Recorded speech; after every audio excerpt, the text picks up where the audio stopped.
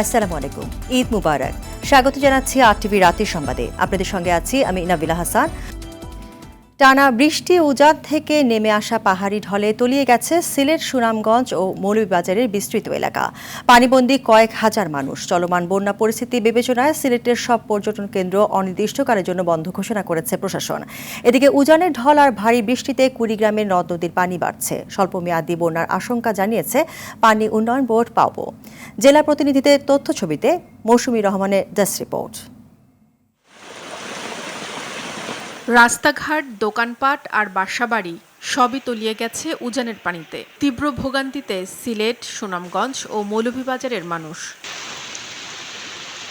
পানি উন্নয়ন বোর্ডের তথ্য অনুযায়ী সুরমা, কুশিয়ারা ও সারি নদীর 12টি পয়েন্টে বিপদসীমার ওপর দিয়ে পানি প্রবাহিত হচ্ছে। সুরমা নদীর কানাইঘাট ও সিলেট পয়েন্ট, কুশিয়ারা নদীর আমলশীদ ও ফেঞ্চুগঞ্জ পয়েন্ট এবং সারি নদ ও গোয়াইন নদীর পানি বিপদসীমার ওপর দিয়ে প্রবাহিত হচ্ছে। ফলে বন্যা দেখা দিয়েছে সিলেটের সব উপজেলায়।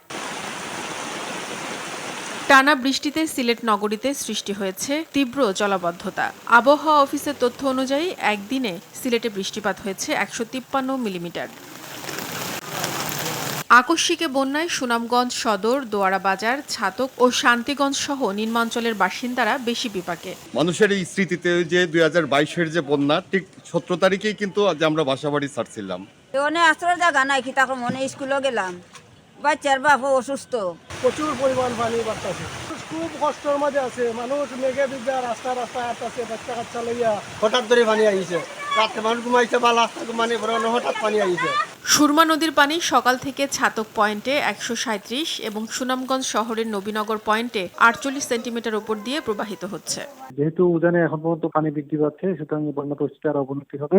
যারা যাতে বাড়ি আছে তাদেরকে বলবো সতর্ক থাকার জন্য, এবং তারা যেন তাদের মূল্যবান আসবাবপত্র বা জিনিসপত্র যেন তারা একটু সুস্থানে রাখে।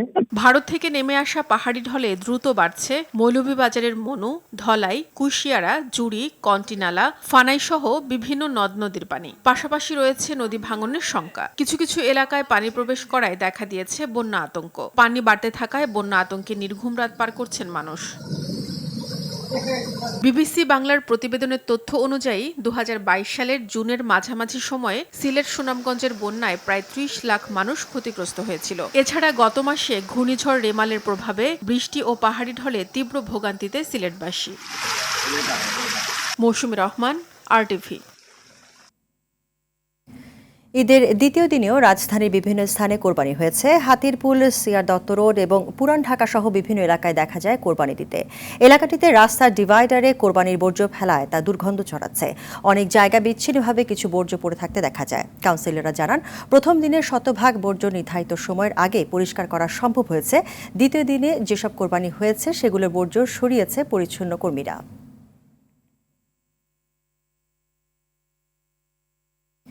নানা প্রতিশ্রুতি আর উদ্যোগের পরও নির্ধারিত দামে চামড়া বিক্রি হচ্ছে না এবারও। ঢাকার পোস্তায় মান ও আকার ভেদে গরুর চামড়া বিক্রি হয়েছে 2 থেকে 900 টাকায়, আর ছাগলের চামড়ার দাম মাত্র 10 টাকা। গরুর কাঁচা চামড়ার দাম গেলবারের তুলনায় 50 থেকে 100 টাকা বাড়লেও নির্ধারিত দরের চেয়ে কমে বিক্রি হয়েছে। অন্যদিকে ছাগলের চামড়া কিনতে অনীহা আড়তদারদের। শরীদ খানের রিপোর্টে বিস্তারিত। ঈদুল আজহার দ্বিতীয় দিনেও কোরবানি হয়েছে রাজধানীর বিভিন্ন এলাকায়। আর 10টার পর থেকেই এসব চামড়া জমা হতে থাকে লালবাগের পোস্তায়। গরুর চামড়ার দর সরকার গতবারের চেয়ে কিছুটা বাড়ালেও সেই দাম পাচ্ছেন না বিক্রেতারা। ফলে ন্যায্য দাম না পাওয়া নিয়ে চলছে পাল্টাপাল্টি অভিযোগ। আমরা 4টা চামড়া 3000 টাকায় কিনছি, ওনারা বলতেছে 2000 টাকা বা 1800 টাকা। আমি 1000 টাকা পার পিস বলছিলাম, দিচ্ছে না। তারা লাস্ট 700 এরকম বলে। মালটা ফুটা আছে, কাটা আছে, সব মাল তো আপনারা বুঝতে পারতেছেন না। রাত্রে আমরা চামড়া নিচ্ছি, তখন মালটা নিরম হয়ে গেছে অনেক সময় লেটে আসার জন্য, তখন নিচ্ছি 700-800 টাকা। গরুর চামড়ার দাম কিছুটা পেলেও ছাগলের চামড়া নিয়ে বিপাকে বিক্রেতারা। যে সাইজগুলো চলবে বড় ওগুলো, আর যেগুলো নিচ্ছে না, যেগুলো আমরা কাট বা ছোট সাইজ, ওগুলো আমার কোনো কিছুতে আসবে না। ছাগলের চামড়া আপনার লেবার চার্জ প্লাস লবণ, এই খরচ মিলিয়ে এটার টাকাটা আসে না। তবে এবছর কোরবানি ঈদকে ঘিরে কাঁচা চামড়া সংগ্রহের যে লক্ষ্যমাত্রা তা অর্জন সম্ভব বলে জানালেন আড়ত মালিকরা। 350 টাকা যদি কস্টিং চলে যায়, তো 800 আর 350 1150 1200 টাকা কিন্তু অটোমেটিক্যালি চলে আসলো। তো সেই ক্ষেত্রে এটা আমি বলবো না কি ভুল হয়েছে বা কোনো শুভঙ্করের ফাঁকি আছে, এটা না, আমার মনে হচ্ছে যেটা ভুল বুঝাবুঝি। প্রথম দিনের কেনা চামড়া প্রক্রিয়াজাত করে রেখেছেন আড়তদাররা। লক্ষ্যমাত্রার 80 ভাগ চামড়া সংগ্রহ করেছেন রাজধানীর পোস্তার আড়তদাররা। শরীয়ত খান, RTV, ঢাকা। কোরবানির ঈদের ছুটিতে ঢাকা এখন ফাঁকা, নেই চিরচেনা যানজট, রাস্তাঘাটে নেই মানুষের ভিড়। ছুটি আর রাস্তাঘাটের এমন অবস্থার সুযোগে বিভিন্ন বিনোদন কেন্দ্রে দেখা যায় মানুষের ঈদ উদযাপন। বিশেষ করে শিশুদের আবদার সবচেয়ে বেশি। গরমের কারণে অন্যান্য বারের তুলনায় বিনোদন কেন্দ্রগুলোতে খানিকটা কম ভিড় হলেও থেমে নেই মানুষের আনন্দ উদযাপন। নিহান নন্দীর ক্যামেরায় সাদিয়া কানিজের রিপোর্ট। যানজটের নগরীতে উন্মুক্ত পরিবেশে মানুষের সময় কাটানোর সুযোগ খুব একটা মেলে না। ঘরবন্দি থাকতে থাকতে শিশুরাও হাঁপিয়ে ওঠে। তাই ঈদের ছুটিতে রাজধানীর বিনোদন কেন্দ্রগুলো এখন তাদের পদচারণায় মুখরিত। পরিবার পরিজন নিয়ে বিনোদন কেন্দ্র আর গুরুত্বপূর্ণ স্থানগুলোতে জড়ো হচ্ছে মানুষ। প্রকৃতি আর পশু পাখির সাথে পরিচিত করিয়ে দিতেই জাতীয় চিড়িয়াখানায় শিশুদের নিয়ে আসেন অভিভাবকরা। খুব ব্যস্ত থাকা হয়, এখন ঈদের সময় 3-4 দিন বন্ধ পাওয়া হয়। এই বন্ধের কারণে ঈদের পরে আর কি একটু বাচ্চাদের নিয়ে বেরোই, যাতে ওরাও খুশি হয়। ঈদে যেহেতু বাড়ি যাওয়া হয় না, তো বাচ্চাদের তো বিনোদনের দরকার আছে, তাদের মানসিক বিকাশের জন্যই আসলে আমার এখানে আসা। বাচ্চাদের সাথে আসলে একটু প্রাণী জগতের একটা পরিচয় হোক, বাচ্চারা ডিভাইস থেকে মনোযোগটা অন্যদিকে সরাক। বাবা মায়ের হাত ধরে গুটি গুটি পায়ে চিড়িয়াখানার এক খাঁচা থেকে আরেক খাঁচায় শিশুদের ছোটাছুটি।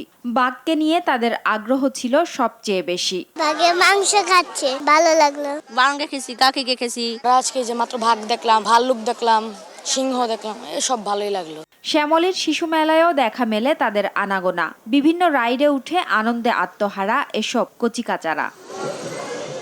আমার খুব ভালো লাগছে, আমি ঘোড়ায় উঠেছি, তারপর আমি একটা স্পেসশিপে উঠেছিলাম। ভালো লাগছে, আমি ঘুরনিতে উঠেছি আর গাড়িতে উঠতে চাই। শিশুদের মানসিক বিকাশের জন্য মাঝে মাঝেই উন্মুক্ত পরিবেশে নিয়ে যাওয়া উচিত, তবেই ডিভাইস আসক্তি অনেকটাই কমে আসবে বলে মনে করছেন অভিভাবকরা। সাদিয়া কানিজ, RTV, ঢাকা। ঈদের দ্বিতীয় দিনের সারা দেশে সড়ক দুর্ঘটনায় 11 জন নিহত হয়েছে, আহত হয়েছে 17 জন। বিকেলে ঢাকা চট্টগ্রাম মহাসড়কে নারায়ণগঞ্জের লাঙ্গলবন্ধ ব্রিজের উপরে বাস চাপায় এক নারীসহ 2 মোটরসাইকেল আরোহী নিহত হয়েছে। গোপালগঞ্জের মুকসুদপুরে বাস, প্রাইভেট কার ও ব্যাটারি চালিত ইজি বাইকে ত্রিমুখী সংঘর্ষে 2 জন নিহত হয়েছে। এই ঘটনায় আহত হয়েছে আরও 10 জন। দিনাজপুরের ফুলবাড়িতে অ্যাম্বুলেন্সের সঙ্গে ঢাকাগামী শ্যামলী পরিবহনের সংঘর্ষে অ্যাম্বুলেন্সের চালক নিহত হয়েছে। এই ঘটনায় রোগীসহ অ্যাম্বুলেন্সের 7 যাত্রী আহত হয়। বীরগঞ্জে উপজেলায় সড়ক দুর্ঘটনায় মারা যায় আরও 2 জন। চুয়াডাঙ্গায় মারা গেছে আরও 1 জন। এছাড়া রাজধানী ঢাকার বাড্ডায় 1 জন আর শেরেবাংলা নগরে 2 জন নিহত হয়েছে।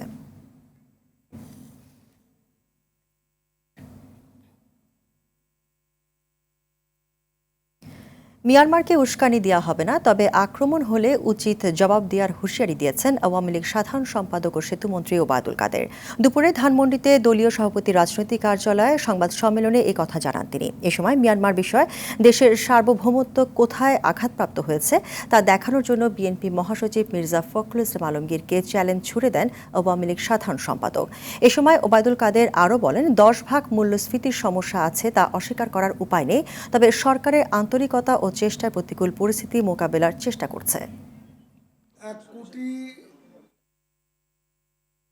সরকার ক্ষমতায় টিকে থাকতে স্বাধীনতা, সার্বভৌমত্ব বেচতে শুরু করেছে বলে অভিযোগ করেছেন বিএনপির সিনিয়র যুগ্ম মহাসচিব রুহুল কবির রিজভী। বলেন, বাংলাদেশ ভারত সম্পর্ক ভূস্বামী প্রজাভৃত্যের সম্পর্কে পরিণত করেছেন। সকালে নয়াপল্টনে বিএনপির কেন্দ্রীয় কার্যালয়ে সংবাদ সম্মেলনে তিনি এসব কথা বলেন। এ সময় দেশে অর্থনৈতিক দুরবস্থা চলছে মন্তব্য করে ব্যক্তিগত আয় ও জীবনযাত্রার মান দিন দিন প্রকট হচ্ছে বলেও অভিযোগ রিজভীর। রাঙ্গামাটির বাগাইছড়ি উপজেলার বাগাইহাট বাজারে ইউপিডিএফের 2 গ্রুপের গোলাগুলিতে শান্তি পরিবহনের সুপারভাইজার নিহত হয়েছে। পুলিশ জানায়, আধিপত্য বিস্তারকে কেন্দ্র করে বাগাইহাট বাজারে ইউপিডিএফ গণতান্ত্রিক ও ইউপিডিএফ প্রসিদ্ধ গ্রুপের মধ্যে গোলাগুলি হয়। এই সময় 2 গ্রুপের মাঝখানে পড়ে গুলিবিদ্ধ হয় শান্তি পরিবহনের সুপারভাইজার নাইম। স্থানীয়রা উদ্ধার করে দিঘিনালা স্বাস্থ্য কমপ্লেক্সে নিয়ে গেলে চিকিৎসক তাকে মৃত ঘোষণা করেন। 2 আঞ্চলিক দলের অবস্থানকে কেন্দ্র করে এই এলাকায় আতঙ্ক বিরাজ করছে। যুক্তরাষ্ট্রে 5 লাখ অবৈধ অভিবাসীকে বৈধতা দিতে যাচ্ছে বাইডেন প্রশাসন। 10 বছর ধরে আমেরিকায় থাকা অভিবাসী দম্পতিকে বৈধতা ছাড়াই স্থায়ী বসবাস ও পরে নাগরিকত্বের অনুমোদন দেওয়া হবে বলে মঙ্গলবার এক ঘোষণায় জানায় হোয়াইট হাউস। মার্কিন অভিবাসন দফতর জানায় দেশটিতে প্রায় 11 লাখ দম্পতি অবৈধভাবে বসবাস করছেন। তাদের নাগরিকত্ব দিলে দেশটির অর্থনীতিতে $16 বিলিয়ন যোগ হবে বলে ধারণা করা হচ্ছে। তবে এই সিদ্ধান্তের প্রতি নিন্দা জানিয়ে রিপাবলিকানরা বলেন, এই সিদ্ধান্ত বাইডেন প্রশাসনের স্বেচ্ছাচারিতা ছাড়া আর কিছুই নয়। 7 সদস্যের যুদ্ধকালীন মন্ত্রিসভা বাতিলের ঘোষণা দিয়েছে ইসরায়েল। সোমবার দেশটির প্রধানমন্ত্রী বেনিয়ামিন নেতানিয়াহু গাজায় হামলা শুরু করার পর এই মন্ত্রিসভা গঠন করা হলেও বিভিন্ন সিদ্ধান্ত ও অভ্যন্তরীণ দ্বন্দ্বের কারণে এই মন্ত্রিসভা দেশটিতে সমালোচিত হয়। এদিকে নেতানিয়াহুর পতন ও অবিলম্বে নির্বাচনের দাবিতে ইসরায়েলে আবারও বিক্ষোভ শুরু হয়েছে। সোমবার রাতে দেশটির প্রধানমন্ত্রী কার্যালয়ের সামনে পুলিশ ও বিক্ষোভকারীর সংঘর্ষে 10 জন আহত হয়েছে। ওদিকে ইসরায়েলি হামলায় মঙ্গলবার গাজায় 17 জন নিহত হয়েছে। গেল 7 অক্টোবর থেকে চলমান হামলায় নিহতের সংখ্যা 37,000 ছাড়িয়েছে। রাতের সংবাদ এই পর্যন্তই। সর্বশেষ সংবাদ জানতে যে কোনো মোবাইল থেকে 244141 নম্বরে ডায়াল করুন। মধ্যরাতের সংবাদ 1টায় দেখার আমন্ত্রণ রইল। ধন্যবাদ সবাইকে।